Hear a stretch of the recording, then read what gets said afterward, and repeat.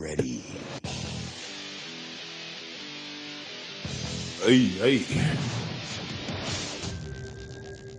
hey, what's going on? What's going on? It's the bird with the word, and you heard it here first, man. Let's talk about it.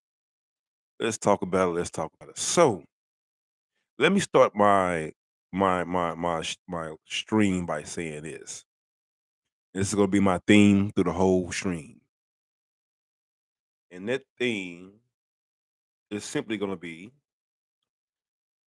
a catchy little tune that I heard not too long ago, and I don't know if maybe you heard it or not, but it goes a little something like this. I just want you Cowboy fans to realize two things. Number one, we still number one in the division. Number two, we still number one in the NFL. But I just want you guys to remember one thing.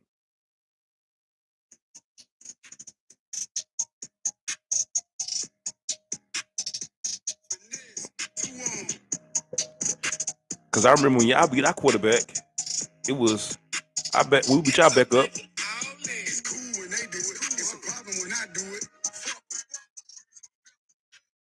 Yeah, so I recall not too long ago, the Eagles going down and beating the Cowgirls without Cooper, without Dak Prescott. And the whole narrative was, "Oh, y'all beat him without a backup." All Cowgirls fans was hanging on to that for dear life. Y'all beat him with a backup. But the energy that I'm getting today from Cowgirls fans, the unmitigated gall of these guys to actually fix their mouths now to say something. But now when I say, y'all beat our backup quarterback is a problem. But hey, I've got a question for you. There's one question. Why was it? Why was it? Uh, why? Why was it cool for y'all to say that? Hypocrites? I just want to know. And let me tell you something. I am in one of the best moods. First of all, happy holidays to everyone. Let me start off by saying that whatever holiday you celebrate, hope you guys enjoy your holiday with your family. Make sure you spend time and make memories. With that being said, um, with that being said, I'm feeling great. Let's talk about it. So, and I won't go as far as say meaningless because it was not a mean. It wasn't a meaningless game. I know to the Cowboys, it was everything. Well, I mean, they need to win out, so it was everything to them. But if you are a real fan of sports, like and this is what I tell everybody. I could talk to Cowboy. I could talk to any fan all day as long as you be realistic. All right. So when y'all need to win, we didn't need to win. Now, when I say this, people gonna say, "Oh, we did not need to win the game. We need to win one game. We have like two more games left. We need to win one game. That's it. One game. And we have the number one seed locked up. We have the number one seed locked up. Well, they said Dak Prescott did it again. Rallies Dallas Cowboys over Eagles and throws another pick six. That's what Fort Worth Telegram saying right here. I guess they hate and can't keep the D out their mouth. That's what Fort Worth Telegram say. Fort Worth, which is closer to Arlington than Dallas is, right? So I guess they can't keep the D out their mouth. But I just want to look at one thing here real quick. Still first in NFC. So we play, the two more games. The Saints and the Giants. We should definitely beat the Saints easily. And most likely going to beat the Giants if we don't rest our players. Uh, but if we do, they might mess around and give us a good game. But well, let's talk about this game today. I saw a Cowboy fan, tell me that Dak Prescott carved up the Eagles today. I said, "Oh, did he? How many yards did he had passing?" Oh, I think he had like 347. I said, "Oh." I said, "Do you know how many pass yards that Gardner Minshew had? How many Gardner Minshew had?" He had 355. He went 24 for 40. It's over 50%. Dak Prescott had 347. He did have a pick six. He had 3 touchdowns. So if my question to you is, if Dak carved up our defense with 347, then what did Gardner Minshew do with 355? Let me talk about Gardner Minshew real quick. I've been very, very vocal about my distaste, my displeasure for Gardner Minshew. It has done nothing more than amplify as of today. Reason being, I don't. I mean, okay. So let me start with the whole, you know, thing about missing freaking practice to go to a funeral. Once again, I'm not saying that a guy should not attend a funeral or of a loved one, but when you're getting paid hundreds of $1,000s, sometimes you gotta make sacrifices. Excuse me. Sometimes you have to make sacrifices, and those sacrifices come at a cost. Um, let's say you're a parent, and your daughter or your son is having a event at school, and it's crunch time around the house, and you and your wife or whatever, your spouse, and y'all trying to come up with the bill money, and your job say, "Hey, we got overtime. You got overtime. And you can sign up for all the overtime you want." Well, sometimes you gotta say, "Hey, love, hey, daddy got to do what I got to do, but I got to get this money because daddy got to take care of these bills." You don't miss out on money for pleasure. Now, once again, I'm not saying the funeral was pleasure. That's not what I'm saying. What I'm saying is he definitely, in my opinion, fumbled the ball. No pun intended, but he fumbled the ball on this. He should have been in practice. In a game that had, you know, a lot of bells and whistles around it. Knowing it's a division game. Knowing it's on a short week. You don't leave and go somewhere else and take a day off when you need to be getting those reps. When you need to be getting those reps, man, the only thing you need to be doing is being at practice, sleeping at practice. Now, let me tell you what this clown Gardner Minshew. Now, this clown converted a prison bus van into like a workout studio. You know what that tells me? That tells me you're dedicated. You're gonna buy a prison van and turn it into a workout stadium.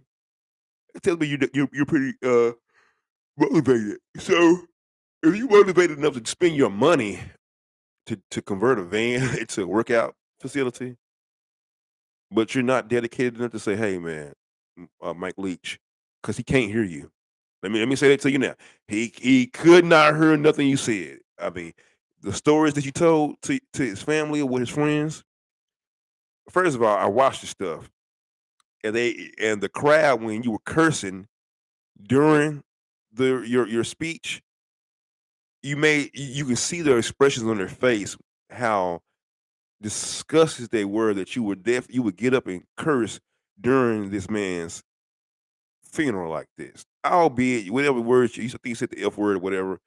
I understand you was telling a story, but you don't know. It was kids there, elderly people there, just no respect. That's why I don't like Gardner Minshew.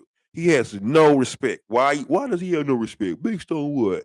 He has no respect of his team, his teammates, and it's evident why he don't have why does he have no respect for his team? Well, he deserted his team when they needed him the most. When our starting MVP quarterback went down, he should have been up like Superman with his cape flashing and flapping in the wind, saying, "Hey, what can I do? What can I do? What can I do? What can I do?" But you leave to go to a funeral. Now let me. Well, what could he have done? He could have zoomed. They do Zoom funerals and everything. During the pandemic, they was having Zoom funerals.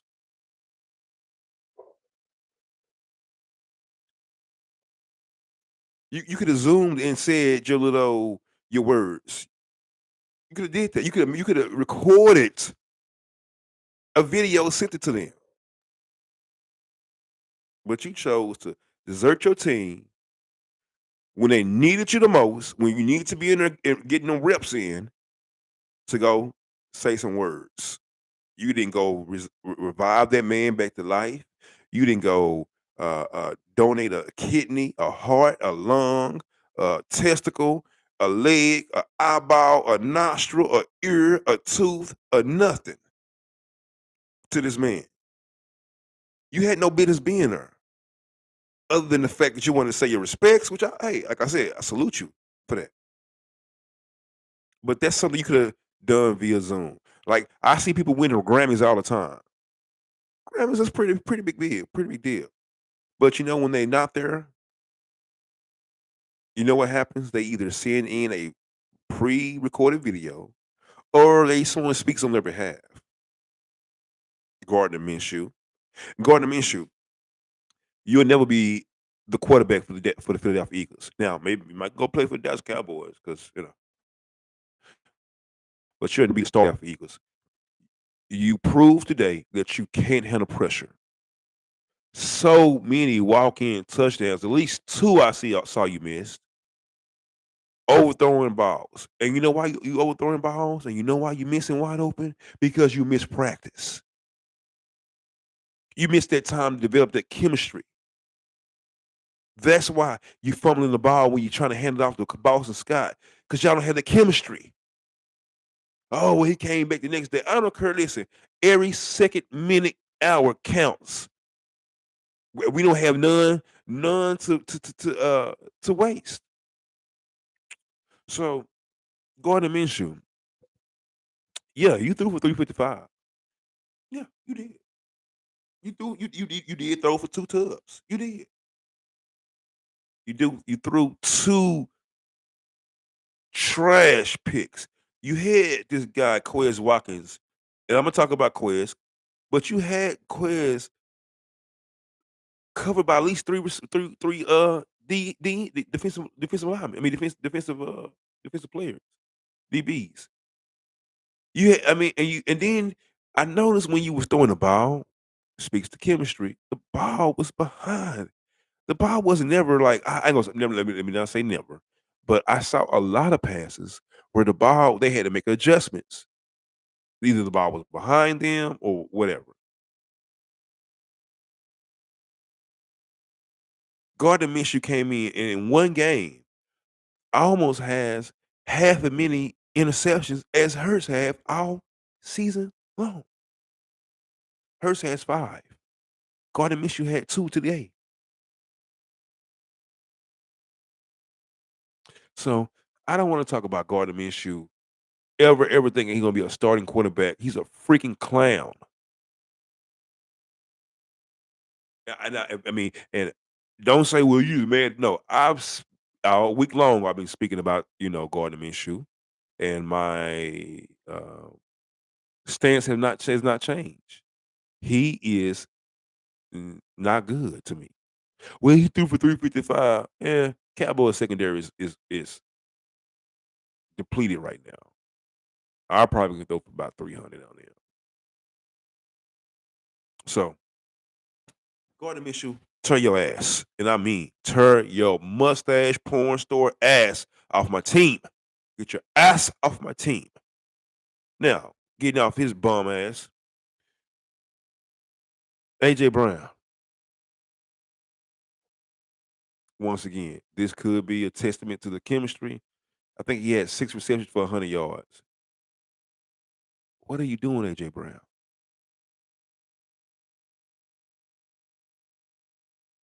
I know you only can do what you can with what you know, with what you working with, but where's the dog? Where's the person that's like, hey, man, I'm open. Hey, you know how? And I'm not saying Trey. I mean, I'm not saying that AJ and Devontae and Quez aren't saying this, but usually there's a player in the game that when they see something, I see you go tell your quarterback, and your quarterback is supposed to respond. Like once again, I do not know if that happened. I don't know the conversation that was held in the huddle on the sideline. But Someone should have spoke up. Speaking of the sideline, Jalen Hurts. I'm troubled by Jalen Hurts today. So reports came out that Nick Sirianni gave left it up to Jalen Hurts to decide whether or not he wanted to play set today. Excuse me for me yawning, man. I've been doing this since I get up every day at 6 o'clock. That's just my daily routine. I've been doing it for over 25 years, so I just get up early. I can go to bed right now, still get up at 5:30, 6 o'clock in the morning. But anyways, um, what I was saying about like someone should be like, hey, but Jalen Hurts, it troubled me because they said that you had, it was up to you that you want to go play, right? Excuse me.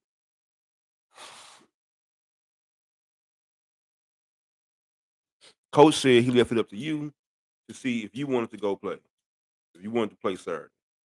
Then a report came out that, like yesterday, I believe it was, that he tried to play through it during the week, but his body just wasn't responding to it. Okay.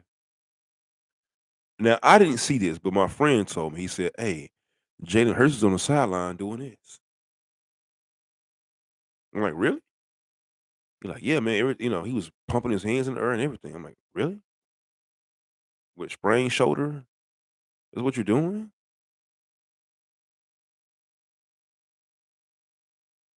So I'm like, I mean, what's going on? Because I sprained my arm one time.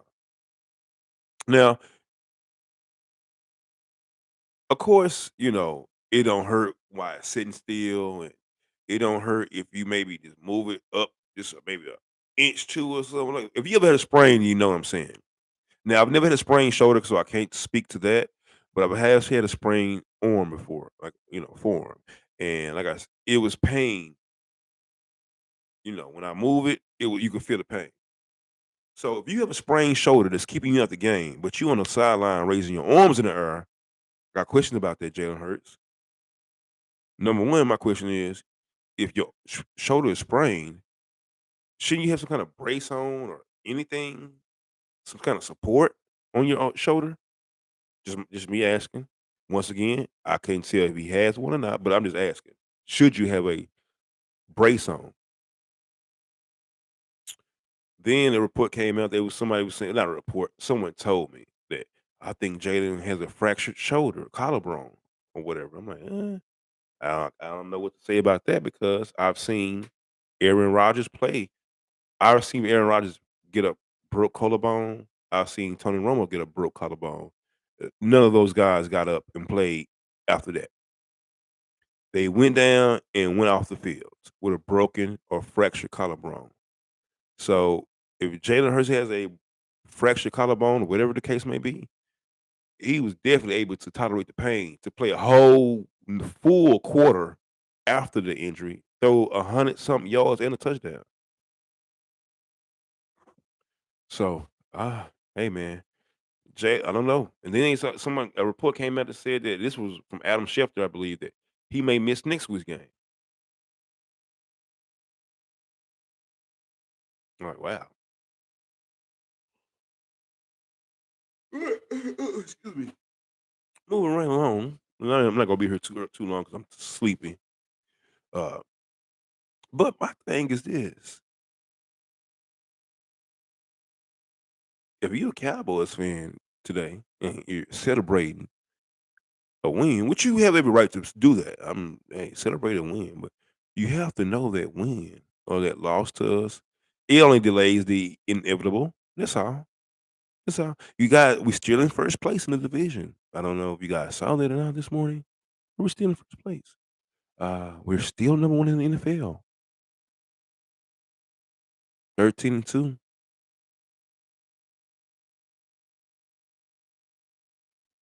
All I know is Jalen Hurts answered the question today is about whether or not if it was the system or was it Hurts. Something else. Michael Parsons? Is it the system or is it you that's helping you get those sacks? Because the last couple of games, because y'all had no sacks today, not one, but we had 6, and we lead the NFL in them. Um, but I've noticed the last couple of games, I think you had maybe 1 sack last week on Jacksonville. But I mean, your sacks aren't sacking, for lack of better words. They're not. We had 6 sacks tonight. 6 on Dak Prescott. You know what that tells me? That tells me either our pass rush is just that awesome or your O-line is just that trash. That's what it tells me. 6 sacks for Dak Prescott. Pick 6. Dak doing Dak things. There was a fumble, I believe it was in the 4th quarter, and I'm gonna go back and look at that play again. I went to the game, so I haven't. Usually, I watch the game over, but I haven't taken the chance, opportunity to do that now. I'm so freaking tired. That's why I'm about to get off of here. But um,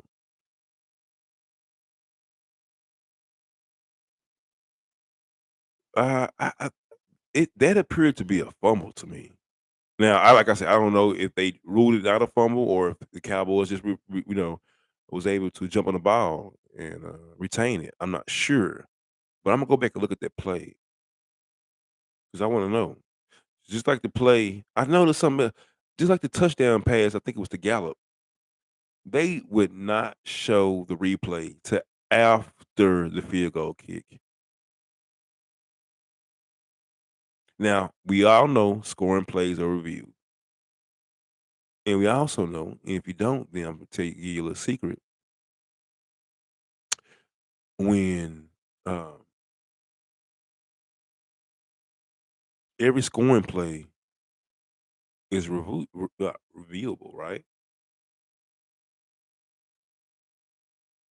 So I don't. And then if they don't take a chance to review the play, then you have a red flag that you can throw.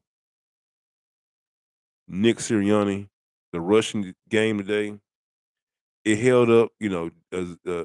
Miles probably had maybe 5 yards, average 5 yards per run. So he did his job. I mean, I expected him to have over 150, but he did his part. Um, he fumbled the ball. The second time he fumbled the ball, I thought it was his first fumble this year. My friend told me it was the second fumble, so he got to tighten it up. Um, I mean, like I said, I'm not disappointed in the game because our team played overall like a defense did what they were supposed to do. Josiah Scott, I want to know your mama's name, and the reason why I want to know your mama's name because I want to ask her why didn't she just